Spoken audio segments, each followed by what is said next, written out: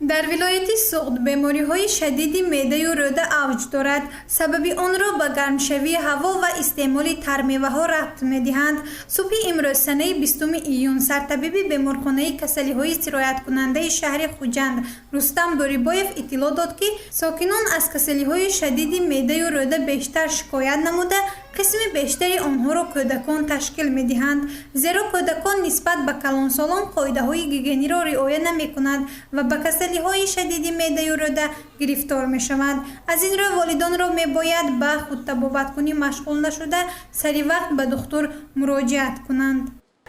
هنگامی که در شرایط خانه مثلا این نشانه‌ها پیدا شدن، چه مقدار به مؤسسه تندرستی بر وقت‌تر مراجعت نمایند، همانقدر این به طبابت رولی مهم می‌بازد. اولش که در حالت سبک مثلا مراجعت می‌نمایند و طبابتش هم آسان‌تر می‌باشد. به آبشوی بدن در مرحله اولی بیماری، هنگامی که سری وقت مراجعت نکردن، به خود معالجگی مشغول شدن، دیر مراجعت نمودن، آریزه های بیماری های درون روی سریتی روی میده و مانند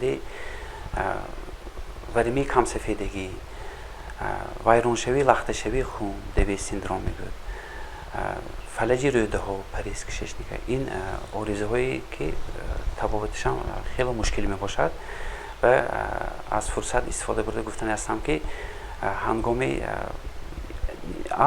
پیدا شوی نشانه های اولی بیماری حتما به مؤسسه تندرستی به مرکزهای سلامتی مراجعت نمایند.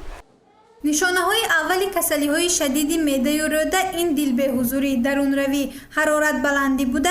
در حالتی به نظر رسیدن چنین نشانه ها در کودک وظیفه اولین مادر نوشانیدن داروی رگیدران می باشد. دکتران می گویند که بیشتر والدین هنگامی پیدا شدن نشانه های بیماری سری وقت به دکتر مراجعت نمی کنند که این حالت باعث وزنین شدن سلامتی کودک می گردد. مثلا هنگامی مراجعت والدین بعد 2 یا 3 روز بیماری در کودک حالتهای کم‌آبشوی بدن دیده می شود که این علامت خطرناک به حساب می رود. چند قدر بسیار قید کنند و درون از برآوردگار نشانه‌های بی‌آبشوی تو رفته موج شدن می‌گیرد، یعنی لب‌ها خشک می‌شد، بچه گیره کند آب چشمش کم می‌شد، پوستکش پژمرده می‌شد، خشک می‌شد، پیشاب کم می‌گیرد. همین نشانه‌ها برای پیش گرفتن این کسلی حتما میخواد بیماری‌های و بیمارخانه سرایتی بستری کرده شود. یکم وظیفه مادر کسلی بیماری شدید روده معده به این رگیدران تیار کرده، رگیدران نشاندن. هر یک 5-6 دقیقه به یک خورشگی نشانده رفت. اگر مادر رو نزدیک نشاندن، اگر رگیدران برای آبش برقرار شود، اگر بچه سیر حرکت میشد، آرام میشد، تیز میشد، دادگاهی گیره و تب نمی کند، تبا خودت پراندن میگه. در بیمارخانه کسلی های سرایت کننده شهر خوجند مراجعت کنندگان با کسلی های معده و روده 50-60% را تشکیل می دهد که بیشتری آنها کودکان می باشد و معالجه آنها تا 5-6 شبانه روز ادامه می یابد. برای پیشگیری چنین بیماری ها دکتران توصیه دادند که به قاعده های گیگینی رعایت کرده از استعمال ناشسته ترمیوه ها خودداری کنند.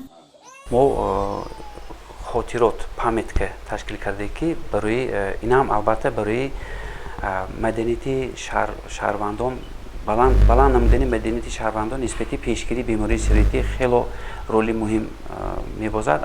از همین سبب هم سری وقت مراجعت کرده ایستادن و تیز شفا یافته، تیز رخصتی کرده شده ایستاده است از بیمارخانه.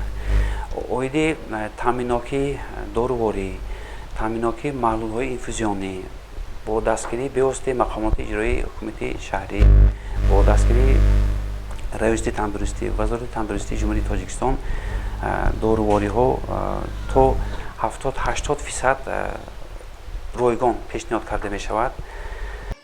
اولی بهار و فصل تابستان موسم خروج بیماری های روده و معده بوده.